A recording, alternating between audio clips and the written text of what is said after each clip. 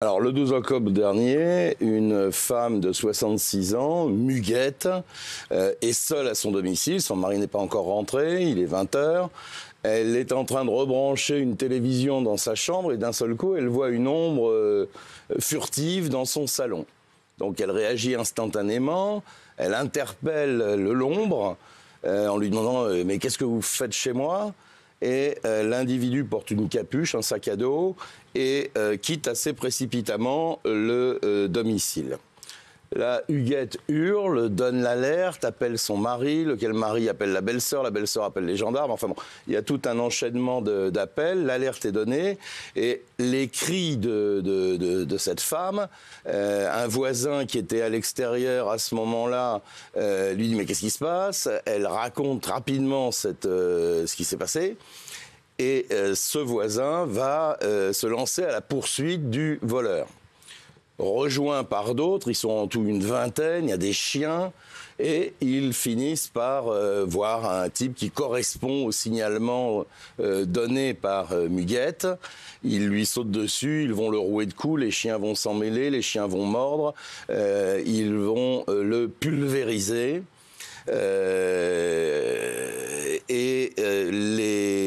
Un des individus, un des protagonistes va appeler les gendarmes, mais il est déjà tard, il est 21h45 je crois, et lorsque les gendarmes arrivent sur place, ils ne peuvent que constater l'état critique de ce garçon. Ce garçon, il s'appelle Jérémy da Silva, il a 39 ans, et honnêtement, en l'état, rien ne prouve que c'est lui. On ne retrouve pas, parce que le préjudice, c'est une carte bleue et 45 €. On ne retrouve pas sur lui ni la carte bleue, ni de l'argent liquide. On sait que dans l'après-midi, il était avec sa petite amie, qui s'appelle Olivia, à Nice. Ils ont passé un moment ensemble, et puis ils sont un peu embrouillés, ce qui fait qu'elle va remonter à l'Escarène en voiture, pendant que Jérémy, donc la victime, va prendre le train. Et là où on peut peut-être trouver une explication, c'est qu'à la gare de l'Escarène, pour aller à son domicile, il y a environ 800 mètres, Jérémy va passer devant le domicile de Muguette. Et peut-être qu'il y a eu une confusion. Je ne dis pas que Muguette a eu des hallucinations, mais en l'état, d'ailleurs, ça fait quand même 2 mois que cette histoire a eu lieu, hein, c'était le 12 octobre. L'enquête n'a pas avancé d'1 millimètre, personne n'a été mis en examen. Et entre-temps, j'ai oublié évidemment de dire le principal, c'est que Jérémy est décédé des suites de ses blessures, d'une perforation de l'intestin grêle, suite à des coups. Donc vous imaginez la violence. C'était combien ?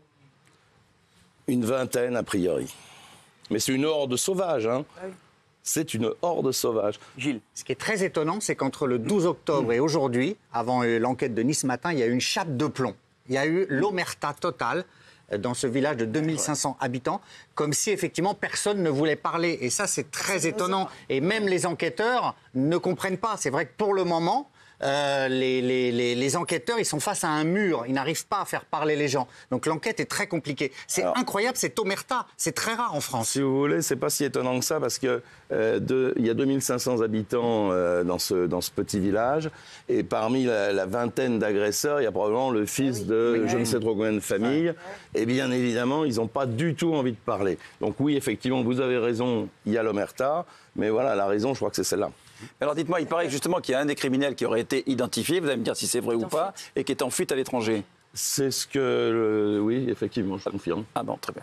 Oui. Et c'est pour ça qu'il y a une hype en ce moment de se faire la justice soi-même. Et on voit là que c'est typiquement une bombe à retardement. Parce que les milices armées, les chasses à l'homme, les règlements de compte comme ça, c'est une catastrophe. Donc il faut que la justice... Je suis content de vous l'entendre dire. Bah oui, il faut que la justice passe, il faut que la justice soit pas laxiste. Et la justice, c'est pas ça en fait. Voilà.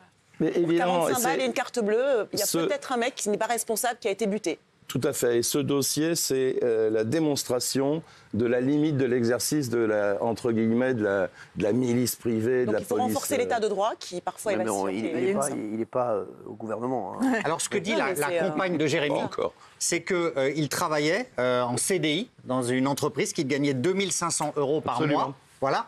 Et elle dit, c'est vrai, C'est vrai que parfois, il avait l'alcool mauvais, comme on dit. C'est vrai qu'il a commis quelques petites infractions. Mais pourquoi est-ce qu'en octobre, là, il aurait volé une carte bleue et 45 € alors qu'il avait un CDI? Voilà ce que dit sa compagne. Et elle-même est originaire du village. Oui. C'est une jeune femme Elle est originaire du village. Je crois qu'il y avait des caméras de surveillance dans le village. Est-ce qu'elles ont parlé? Est-ce qu'on les a fait parler? Est-ce qu'elles ont indiqué des choses? Parce que ça reste quand même très flou pour Alors, l'instant. effectivement, il y en a un qui a été identifié probablement par le système de vidéosurveillance. Les enquêteurs sont très discrets sur leur... Le truc, c'est que Jérémy, on ne sait toujours pas si c'est lui ou pas. On ne sait pas. Il y a pas On des ne traces sait pas. ADN. L'enquête n'a pas du tout avancé là-dessus.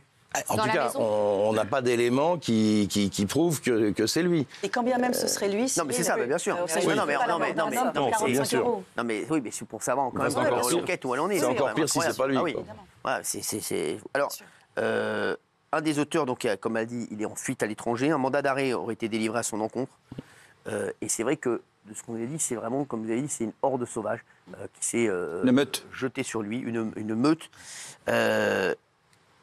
Elle est menée, l'enquête aujourd'hui, par la gendarmerie de Nice. De Nice, la SR de Nice. C'est ça. Et comme disait Gilles, c'est vrai qu'aujourd'hui, les habitants indiquent que les journalistes ne devraient pas s'occuper de cette affaire, ou encore ne pas vouloir s'en mêler et répondre aux questions. C'est privé, ça ne regarde pas.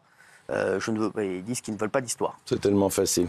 Ah oui, c'est fou de dire ça. C'est tellement facile. C'est fou de dire ça, il y a quand même un mort. Il y a eu un mort, quand Alors moi même. je crois que l'omerta, elle est due aussi à une culpabilité que doit ressentir le village, parce qu'ils se connaissent tous. Il y a 2500 habitants, tout le monde doit se connaître, et tout le monde doit supposer qui a fait quoi. Et même ils doivent le savoir. Donc ils se protègent savent, tous. bien sûr. Ils se protègent tous, mais c'est affreux. Alors ça, c'est l'autodéfense des citoyens, c'est horrible, on peut comprendre. Il y a eu le laxisme des tribunaux aussi.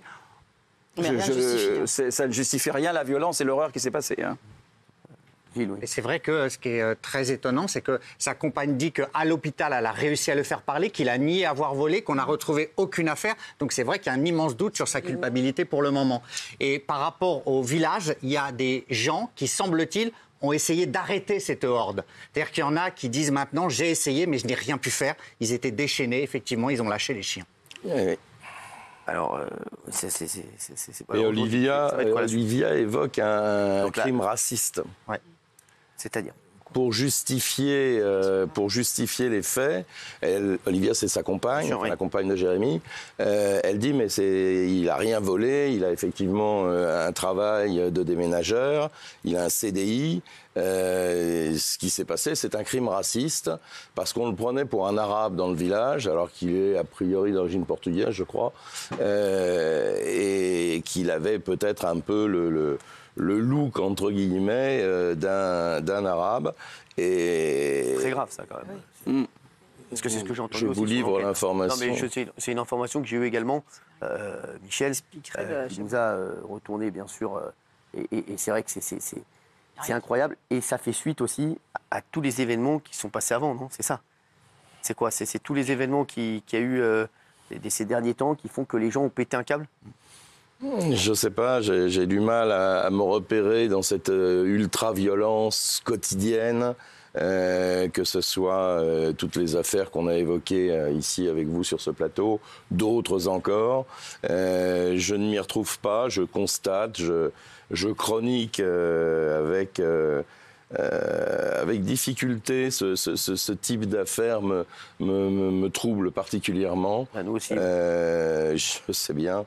Et alors je ne sais pas d'où ça vient, je ne sais pas si c'est parce que les gens deviennent fous, j'en sais rien, je ne suis pas sociologue, mais c'est très troublant de voir cette montée en puissance de la violence. Et peut-être que cette affaire, si elle peut au moins servir à ça, permettra qu'on mette un coup d'arrêt à ces actions Il faut que la justice soit aussi au rendez-vous. Ah oui, il faut que la justice sévisse, il faut que les enquêteurs fassent leur boulot et que la justice sévisse dans ces cas-là, quoi qu'il arrive dans cette affaire, mais aussi quand il y a des victimes et que les coupables ne sont pas assez châtiés. Donc c'est sûr que ça... c'est pas fait pour les... Non, mais ce qui est effrayant, c'est que même les pompiers ont été appelés qu'1h15 plus tard. Ça c'est quand même... Il y a une volonté quand même de faire du mal. Pas l'aider. Merci.